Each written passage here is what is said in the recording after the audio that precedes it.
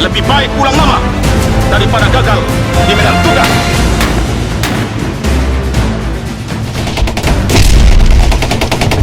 Yakini Tuhan bersama kita. Selamat bertugas, Komando!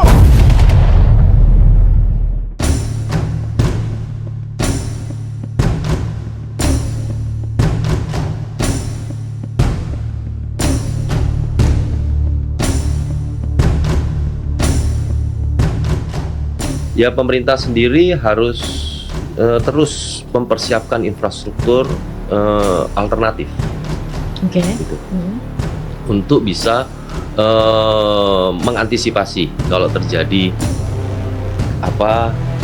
kekurangan pasokan minyak dari impor, itu apa alternatif? Assalamualaikum warahmatullahi wabarakatuh. Kembali lagi bersama saya Naura di Secret Story Podcast. Teman-teman, jika suatu hari sejumlah kapal tanker berhenti berlayar, Selat Hormuz ditutup, konflik geopolitik memutus rantai pasok, harga minyak melonjak tajam, atau bahkan suplai global tersendat total. Sedangkan Indonesia ini merupakan negara dengan konsumsi BBM lebih dari 1,5 juta barrel per harinya, dan produksi domestik yang terus menurun berada di posisi yang sangat rentan terhadap guncangan energi global. Sebagai mantan anggota OPEC, Indonesia kini berstatus net oil importer dan tidak lagi memiliki bantalan produksi domestik yang memadai. Ketergantungan impor minyak mentah dan BBM ini jadi fakta yang struktural. Pertanyaannya bukan lagi apakah mungkin terjadi krisis energi global, tetapi seberapa tahan sih Indonesia jika minyak dunia benar-benar berhenti mengalir gitu ya untuk negara kita. Dan apakah cadangan kita ini cukup? Lalu apakah APBN bisa menahan lonjakan harga, lalu seberapa siap strategi transisi energi nasional kita. Untuk mendiskusikan hal ini telah bergabung bersama kami, sudah ada Mas Indra Kusumawardana di studio Secret Story Podcast. Terima kasih Mas sudah mau bergabung bersama kami. Halo Nora ya. Baik Mas, sebelum kita masuk ke pembahasan yang lebih lanjut ya Mas, sebenarnya kalau kita boleh tahu kondisi industri minyak di Indonesia ini seperti apa sih Mas hari ini? Kalau kita bicara tentang industri migas ya di Indonesia, kita bisa bagi ada minyak dan gas bumi ya. Kita bisa melihat kalau kita fokusnya di minyak sendiri, Indonesia dulunya pernah mengalami suatu keberlimpahan lah minyak ya, sekitar mungkin itu di tahun-tahun 1970, 80 dengan situasi geopolitik global pada waktu itu. Kita mendapatkan satu momentum lah untuk industri migas kita itu berkembang gitu. Betul. Namun kalau kita melihat situasi industri migas kita hari ini, ya memang kita harus menyadari satu, lifting minyak kita, minyak minyak crude oil itu sudah jauh turun sekali gitu dari dibandingkan 40 tahun atau bahkan 50 tahun yang lalu. Hari ini mungkin lifting kita itu di tahun 2025 kemarin sebetulnya sangat fenomenal ya. Kita pertama kali setelah 10 tahun ini bisa mendapatkan lifting minyak crude itu di atas 600.000 barel per hari. Gitu. Sebelumnya ya agak sulit untuk bisa mencapai angka itu gitu. Itulah kenapa kalau tadi Mbak Naura bilang kita sudah bukan anggota OPEC, betul. Memang kita sudah mengalami penurunan lifting minyak yang sangat besar. Kenapa demikian? Ya karena kondisi sumur-sumur kita sudah tua. Kita harus ketahui bahwa banyak sumur-sumur kita itu sudah ada bahkan sejak zaman kolonial. Gitu. Jadi ketika itu ditarik, ya memang kandungan minyaknya sudah tidak sebanyak dulu. Gitu. Baik Mas. Nah kalau memang saat ini kondisinya seperti itu ya, saat ini seberapa besar ketergantungan Indonesia gitu ya Mas terhadap impor minyak mentah dan BBM dalam mungkin let's say 5 tahun terakhir Mas? Ya, 5 tahun terakhir ya. Ya kalau kita melihat seberapa besar ketergantungan, berarti kita harus mendefinisikan dulu ketergantungan dalam kebutuhan apa dulu gitu ya.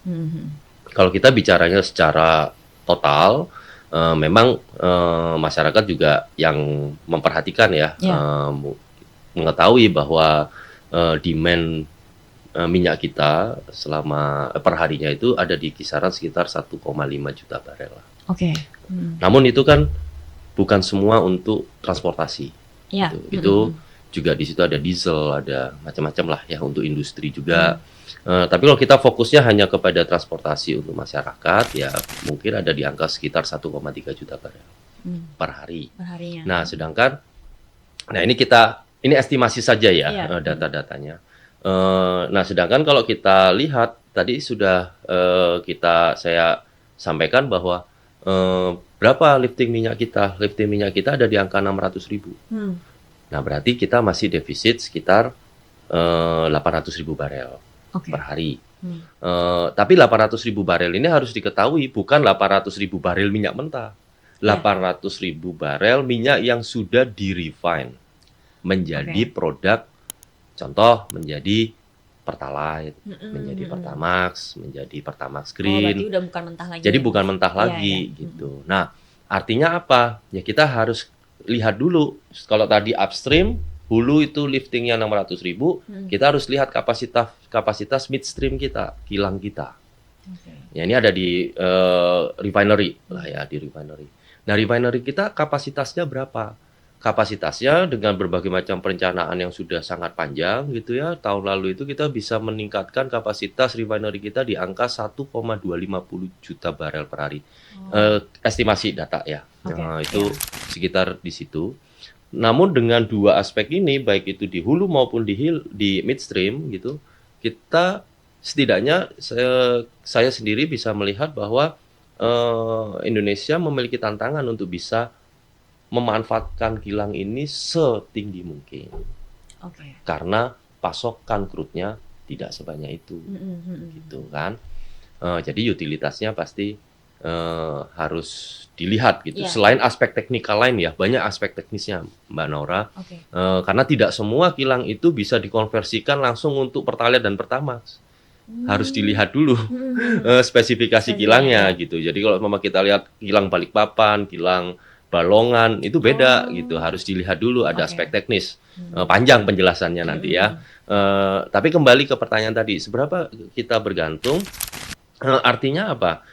Untuk memenuhi kebutuhan 1,3 juta BBM itu, Pertamina harus punya alternatif dan strategi untuk memenuhi, jangan sampai ada shortage terkait BBM kan gitu kan tujuannya, karena ini berkaitan dengan ketahanan energi negara kan, yang dari Sabang sampai Merauke dengan SPBU-nya itu mungkin 12.000 lebih.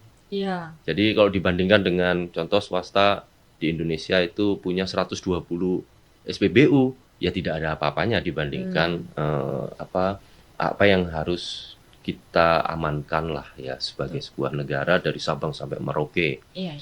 Nah, dengan demikian apa? Ya kalau berbicara impor, angkanya karena yang dibutuhkan adalah refined product.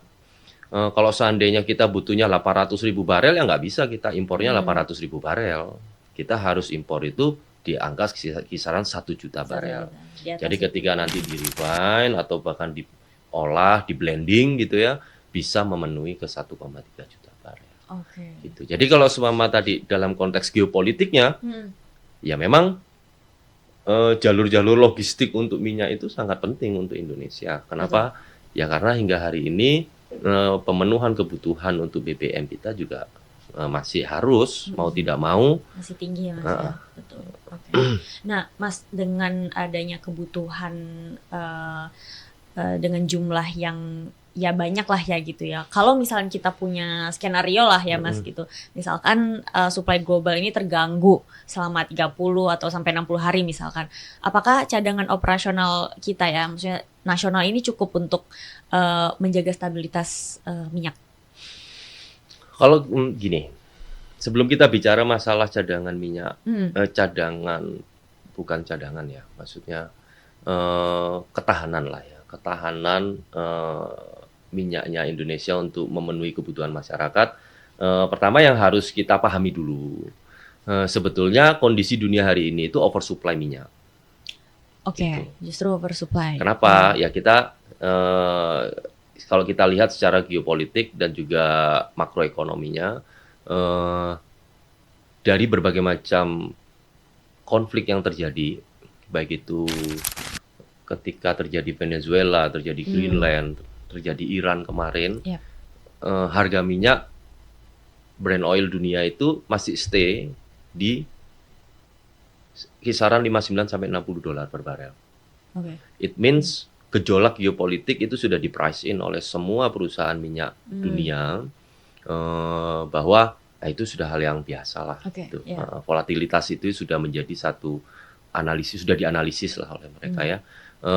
Dan juga yang kedua, supply minyak di dunia itu banyak sekali hari ini, Iya. gitu, hari ini karena ada negara OPEC, Betul. ada Amerika Serikat, ada Rusia, gitu ya. Dan juga ada negara-negara Afrika juga gitu yang menjadi sumber-sumber baru. Iya. Jadi secara harga kekhawatiran akan terjadi satu turbulensi dalam konteks harga minyak itu masih jauh, gitu, masih jauh. Yang lebih terlihat itu adalah naiknya harga emas, gitu. Betul, Kenapa? iya. Karena harga emas itu menjadi parameter bahwa pelaku pasar itu mencari aset lindung di tengah uncertainty, itu Iya. aja lah istilahnya ya. Betul. Istilah itu. Nah, terus tadi ditanyakan, nah kalau skenarionya Indonesia itu terjadi hal-hal yang menakutkan tadi ya, kira-kira Indonesia bisa tahan atau tidak? Saya pikir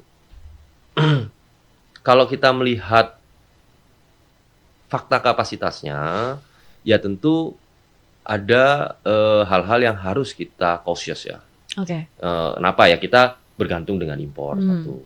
Terus kemudian lifting minyak kita rendah.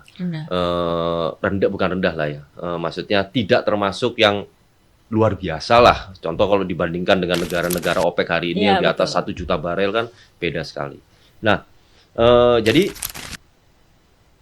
bagaimana kita membayangkan lah ibaratnya ya situasi seperti itu.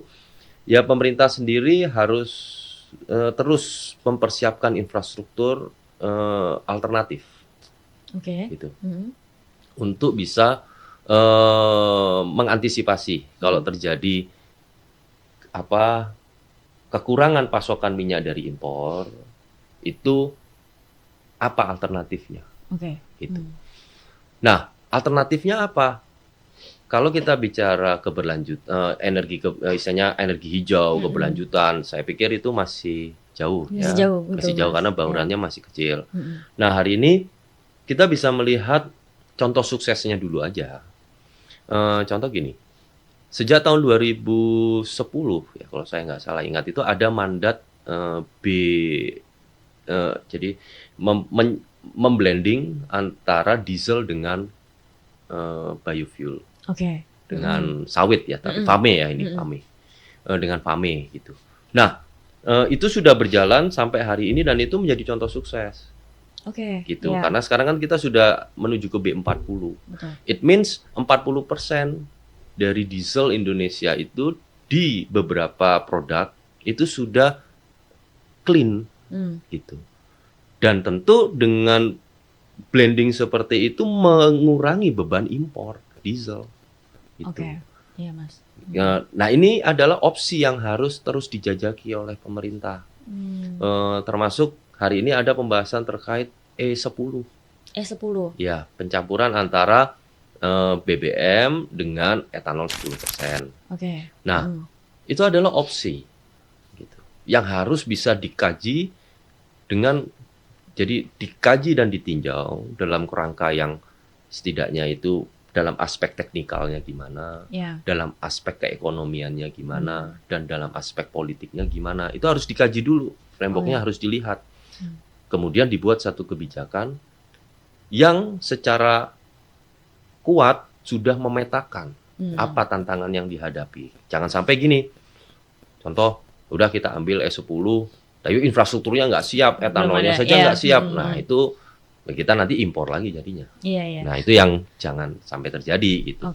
Kalaupun ada opsi-opsi yang mengharuskan kita itu tidak mengandalkan kapasitas domestik sendiri, ya setidaknya itu hanya dalam masa transisi saja, jangan selamanya. Jangan seterusnya gitu Jangan ya Mas seterusnya. ya. Jadi ya udah itu hanya sebagai alternatif aja Iya. sementara. Oleh Oke. karenanya perlu perencanaan kan jadinya. Betul. Gitu. Berarti kalau misal untuk sampai hari ini sebenarnya mungkin pemerintah belum membuat strategi lagi ya Mas ya.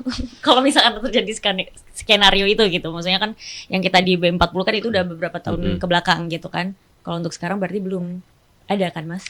Kita sudah punya KEN ya, kebijakan energi nasional yang diturunkan ke dalam RUEN, Rencana Umum Energi Nasional, yang juga kita juga sebagai pihak yang menandatangani Paris Agreement itu juga sudah dimasukkan juga dalam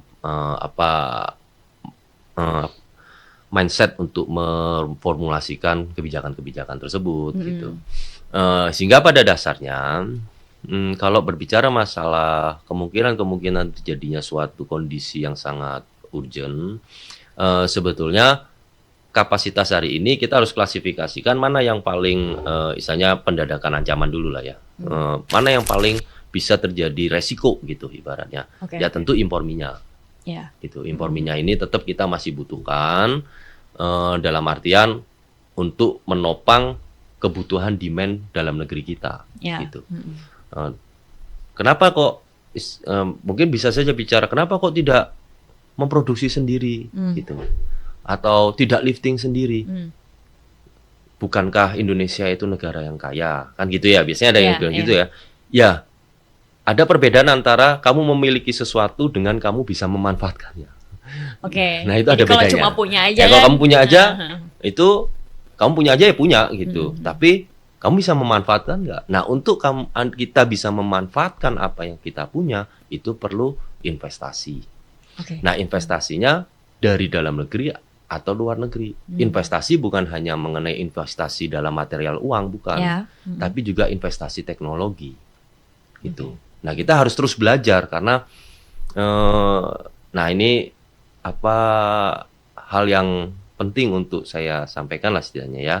Kita dulu banyak belajar dalam pengembangan industri migas itu ya dari investasi asing gitu, dari Chevron, dari Total yang datang ke Indonesia untuk berinvestasi dan kita belajar tentang bagaimana mengembangkan blok migas itu.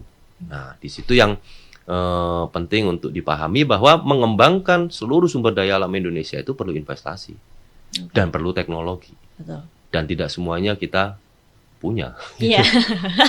Belum ya Mas. Ya belum semuanya kita punya gitu. Nah, Mas Indra tadi masih terkait yang skenario tadi, tapi berarti seberapa besar juga nih Mas gejolak sosial yang bakal terjadi kalau misalkan ada kelangkaan BBM gitu dalam skala nasional. Maksudnya kan melihat situasi mungkin ya ekonomi kita yang masih ada di krisis gitu kan, maksudnya di tahun ini gitu kan ya, at least dalam akhir tahun kemarin sampai awal tahun ini lah. Ini gimana Mas? Ada seberapa besar resikonya gejolak sosial kalau misalnya terjadi krisis BBM langka. BBM di SPBU gitu ya. Saya agak susah ya membayangkan ke sana ya, karena menurut saya kita sudah punya begitu banyak mekanisme untuk menjaga supaya itu tidak terjadi ya. Baik itu, jadi kalau sudah mendekati Nataru itu kan sudah turun semua, mengecek feedstocknya apanya semua supaya pokoknya jangan sampai terjadi shortage gitu. Baik itu dalam konteks BBM maupun solar dan juga kelistrikan gitu, karena itu untuk masyarakat gitu ya. Dan juga ya meskipun tentu untuk menjamin itu bebannya sangat besar ya, untuk negara itu bisa menjamin lah supaya masyarakat itu bisa mendapatkan itu semua secara stabil tanpa ada gangguan. Tapi kalau itu terjadi gimana?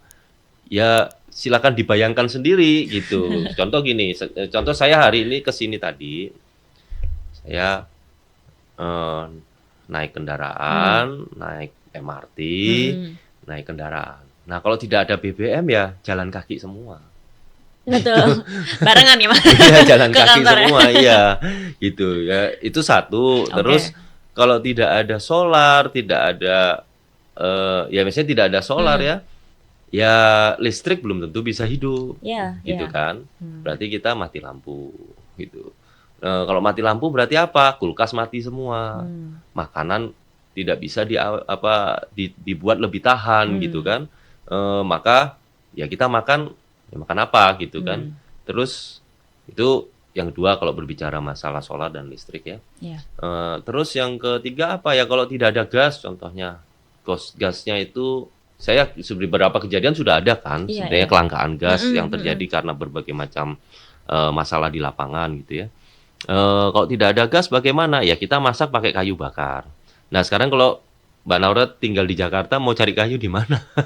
Udah jarang Iya itu. sudah jarang. Nah Mm-mm. artinya apa ya, kalau itu terjadi tentu akan muncul keresahan di masyarakat. Iya. Itulah kenapa pemerintah harus serius terus mengawasi dan waspada dalam berbagai macam situasi, memetakan betul resiko-resikonya itu apa yang mungkin bisa terjadi dalam konteks ketahanan energi kita. Iya, karena kan Gitu. kalau misalkan itu terjadi gitu Mm-mm. ya Mas ya, kan berarti setidaknya pemerintah sudah harus ada penanganan untuk hal Mm-mm. tersebut kan, karena kita masyarakat ini kan pasti wah nggak ada listrik, nggak ada BBM gitu kan, pasti mau beli apa misalnya beli lilin karena nggak ada listrik misalnya kayak gitu kan, jadi panic buying gitu kan. Yes. Jadi setidaknya paling tidak mungkin pemerintah sudah harus ada aturan lah atau kebijakan terkait hal itu kalau terjadi gitu Mas.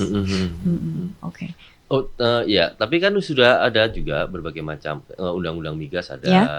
undang-undang minerba ada, terus juga berbagai macam turunannya, ada PP dan lain-lain, dan juga ada undang-undang kedaruratan. Oke. Gitu. Jadi sebetulnya kita sudah punya banyak dasar-dasar hukum ya, kalau sekiranya terjadi hal-hal yang sangat darurat itu yang harus dilakukan. Itu di satu sisi dalam konteks aspek hukumnya ya. Kalau dalam aspek industrinya sendiri juga kita kan sudah refinery itu juga sudah tersebar di seluruh Indonesia. Dan kita juga sudah bisa memetakan bahwa yang dapat dikatakan yang paling crowded itu kan di Jawa, sehingga refinery dengan conversion rate tertinggi itu Balongan. Jadi kita kilang Balongan itu yang paling tinggi produksi untuk conversion rate-nya itu tinggi sekali, karena memang mensuplai ketahanan energi untuk Jawa gitu. Terus juga terkait pasokan crude oil maupun base fuel gimana? Ya itu juga kita melakukan diversifikasi. Kalau dulu kita hanya bergantungnya sama Timur Tengah, sekarang kita juga sudah jadi porsinya meningkat, masuknya di Afrika. Dari Afrika pasokannya. Dari Afrika juga ya Mas. Jadi dari sisi supply ada diversifikasi, dari sisi refinery juga kita juga terus melakukan peningkatan, termasuk yang paling baru itu RDMP Balikpapan. Yaitu bagian dari upaya supaya kita bisa mencegah hal-hal yang menakutkan tadi. Iya. Nah Mas tadi berbicara tentang kilang kilang minyak ya, kilang minyak domestik kita ini seberapa kuat kapasitasnya? Karena kan tadi kan Mas Indra juga bilang, maksudnya udah ada yang tua gitu kan sumurnya. Ini untuk memenuhi kebutuhan nasional apakah cukup? Apakah ya tadi kayak yang di Balongan kan hanya untuk Jawa aja misalnya. Kalau yang di luar Jawa itu gimana gitu Mas? Nah itu gini, kita harus lihat bahwa memang kilang di Indonesia itu terakhir kita membangun kilang itu tahun 1980-an akhir, 87 kalau nggak salah, itu Balongan itu. Iya. Gitu. Sedangkan kilang-kilang yang lainnya bagaimana? Oh sudah tua, sudah sangat berusia lah ibaratnya. Mau itu yang di Cepu, di Pelaju, di Dumai, ya, itu sudah sangat-sangat tua. Sehingga apa yang kita tentu teknologinya, terus pemrosesannya dan lain-lain itu perlu terus diremajakan. Itu satu. Nah, kalau berbicara masalah ketahanannya gimana? Ya, setiap kilang itu biasanya dia, contoh kayak Balongan itu memang dia secara masif bisa digunakan untuk memproduksi BBM untuk masyarakat gitu ya. Tapi ada kilang yang memang secara peruntukan juga untuk tujuannya, contoh kayak kilang-kilang yang di Dumai dan lain-lain itu tujuannya juga dipakai untuk energi bersih gitu. Jadi untuk pemrosesan biofuel ya, itu di situ gitu.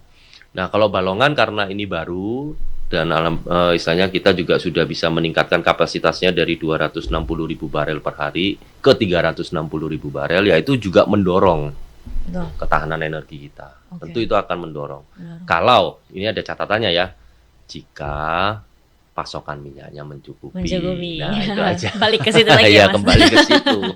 Kalau semama tidak mencukupi, ya Sama aja. minyak hilang terus mau mengolah apa? Oke, baik Iya, Mas iya. Indra. Nah, Mas, kalau untuk jaringan logistik kayak pelabuhan, depo atau transportasi ini cukup resilient gak Mas menghadapi gangguan eksternal, Mas? Sepertinya sejauh ini tidak pernah. Kalau gangguan eksternal dalam artian sabotase atau itu, sepertinya sejauh ini saya belum pernah Oke. mendengar sih ada kasus. Berarti masih aman-aman aja, Mas? Ya secara ini karena kita kan depo dan logistiknya itu tersebar di antara perairan-perairan insuler kan. Iya. Dan untuk istilahnya ini satu ya dari aspek geografisnya dulu ya, itu kan tersebar dari Aceh sampai Papua sana itu untuk menjamin adanya apa jalur-jalur logistik yang terbaik lah gitu ya. Betul. Nah itu pertama, dan sejauh ini saya lihat belum pernah ada ya sabotase yang sifatnya itu membahayakan gitu ya, dalam misalnya serangan lah ibaratnya itu enggak. Iya. Mungkin kalau kejadian terjadi kebakaran atau apa ya itu masalah di lapangan lah ya. Betul. Dalam hal itu. Dan di sisi lain juga sebetulnya kalau kita berbicara masalah geopolitik energi, kita juga harus melihat siapa yang mungkin bisa melakukan serangan-serangan tersebut di Indonesia gitu. Nah, sedangkan Indonesia sendiri kan sebagai sebuah negara itu sangat strategis, diplomasi kita juga diprinsipkan di dalam kebijakan luar negeri bebas aktif. Artinya kalaupun ada musuh di luar negeri itu tidak yang hostile buat kita, gitu kan itu kan. Misalnya kalau berbicara ketahanan energi itu, kalau sampai ada serangan terhadap infrastruktur energi, berarti ada musuh kita yang betul-betul hostile. Oke, iya. Ya contoh, saya kasih contohnya aja ya. Contoh dalam konteks geopolitik energi Rusia dengan Eropa Barat gitu kan. Apa yang kemudian disabotase, pipa gas Nord Stream 1 dan 2 itu diminimalisir utilitasnya, Eropa langsung pusing gitu ya, harga listriknya naik gitu. Nah, kenapa ya? Karena ada satu situasi geopolitik yang sangat hostile di antara mereka. Kalau kita kan tidak, relatif di manage secara diplomasi itu untuk tidak punya hostile enemy. Nah, kalau misalnya seperti itu, Mas, posisi perusahaan nasional misalnya seperti Pertamina ini dalam menjamin distribusi energi ketika kalau memang pasokan global terguncang itu bagaimana, Mas? Oh, itu sebenarnya pertanyaannya jangan ke saya itu. Oh, Nanti kalau saya yang tanya, saya sedikit membela. Jangan. Oke. Tapi intinya ya kalau secara logistik kita bisa melihat bahwa pasokan-pasokan itu aman kan. Dalam artian 2025 dalam kondisi turbulensi dunia gitu ya. Ya semua pasokan-pasokan itu berjalan dengan baik. Masih gitu ya. terkendali Berarti ya, Mas. everything is manageable and already calculated gitu ya, dalam perjalanannya. Gitu. Oke, Mas. Nah, Mas, kalau terkait APBN ya, postur APBN ini akan mempengaruhi subsidi energi tidak, Mas, dalam hal ini ya minyak ya, jika memang kalau pasokan global ini mengalami kenaikan, mempengaruhi nggak, Mas, APBN? APBN, oh itu karena kan di bawah undang-undang itu ada subsidi BBM dan dana kompensasi kan. Nah di situ memang kalau harga minyak dunia itu naik, nah ini apa informasi buat Naura dan teman-teman semualah yang melihat podcast ini. Pada dasarnya kan subsidi BBM itu sudah ditetapkan menggunakan kurs rupiah. kursnya kan rupiah. Rupiah, oke. Sedangkan kalau kita pasokan ketahanan energi kita itu masih ditopang oleh impor, harga BBM-nya itu kan dolar. Oke. Yang naik itu kan harga dolarnya Ya. jika dikonversikan ke rupiah. Jadi kalau seumpama harga minyak naik, beban di APBN ini tidak berubah. Beban di siapa yang berubah? Yap. Di Pertamina. Gitu. Jadi, nah itu, nah kalau bebannya berubah bagaimana? Ya berarti Pertamina harus berpikir keras supaya tetap bisa menjalankan namanya itu public service obligation. Karena itu adalah pengabdian untuk negeri gitu. Nah, kalau APBN-nya makin besar gimana gitu? Kalau GDP kita makin gede gitu ya, size ekonomi kita makin besar, apakah itu bisa berpengaruh terhadap subsidi energi? Ya mungkin saja bisa, gitu. Mungkin saja bisa ada satu formulasi kebijakan dalam konteks subsidi dan kompensasi itu yang jauh lebih bermanfaat. Mungkin bukan hanya ke BBM, bisa saja bahkan bantuan kepada masyarakat untuk BBM dan lain-lain ya. Dalam aspek itu, kalau kita bicara masalah fiskalnya ya.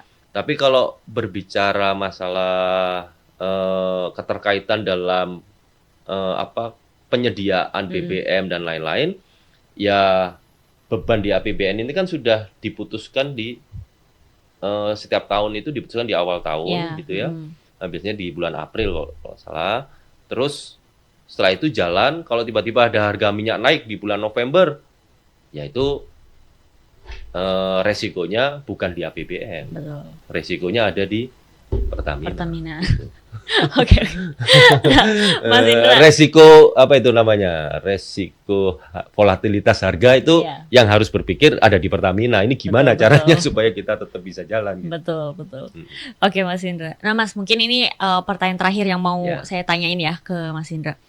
Apakah Indonesia itu perlu membangun cadangan energi strategis gitu ya dengan mungkin skala besar seperti US dan China gitu, Mas? Perlu nggak, Mas? Kalau menurut Mas Indra? Perlu. Jadi kita bisa melihat benchmarknya itu sama Amerika Serikat gitu ya. Mereka membuat perencanaan dokumen strategic reserve gitu ya untuk minyak. Yang di situ mereka bisa mengkalkulasikan kalau tiba-tiba terjadi krisis, stop ekspor impor minyak di dunia ini stop gitu ya karena ada krisis geopolitik, maka mereka bisa bertahan berapa lama. Mereka bisa menghitung itu. Berapa hari, berapa bulan bahkan. Mereka bisa menghitung. Nah, ini contoh yang kita bisa pelajari gitu ya. Untuk Indonesia juga melihat itu sebagai suatu perencanaan strategis dalam konteks ketahanan energi gitu ya.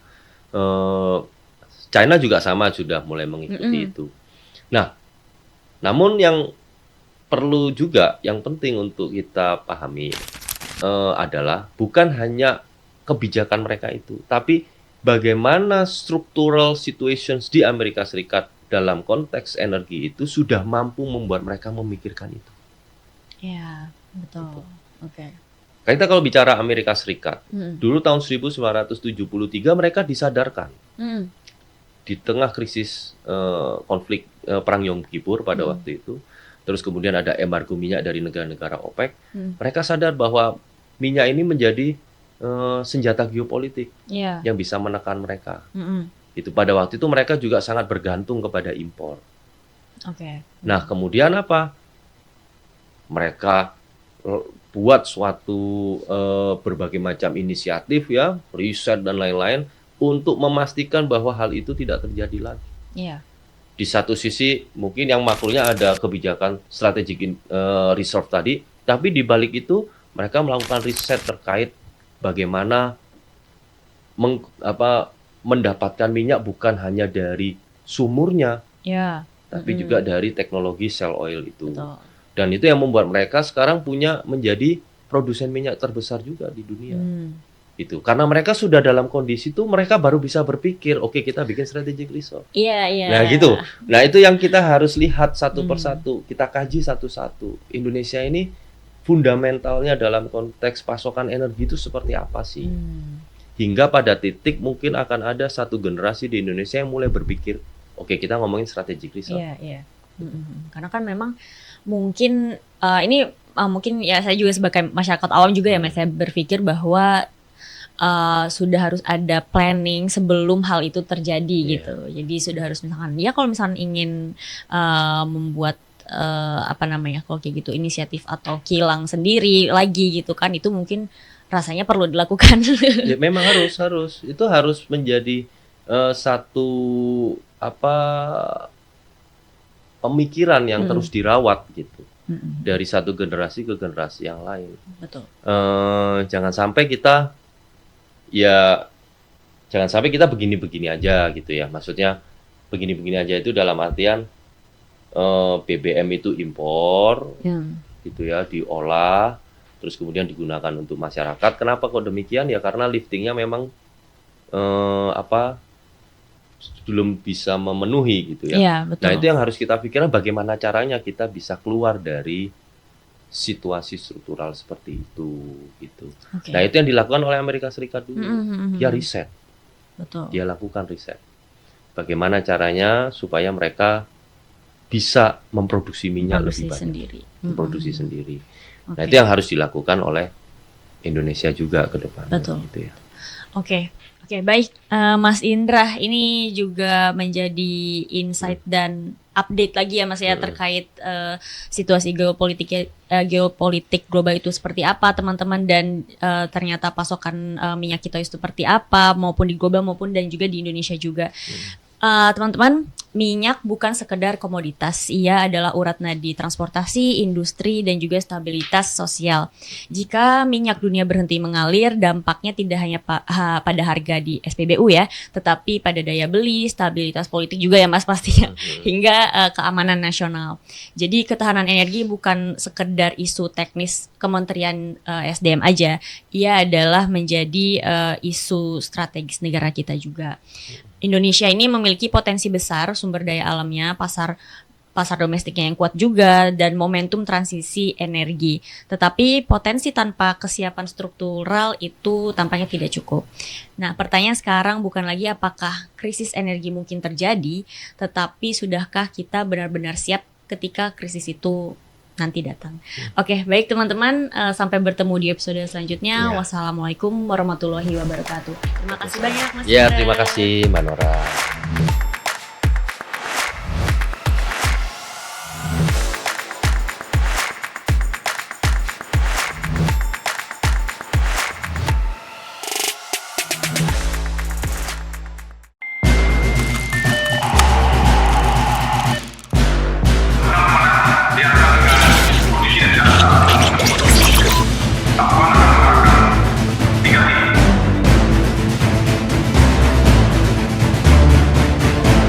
Lebih baik pulang lama daripada gagal di medan tugas.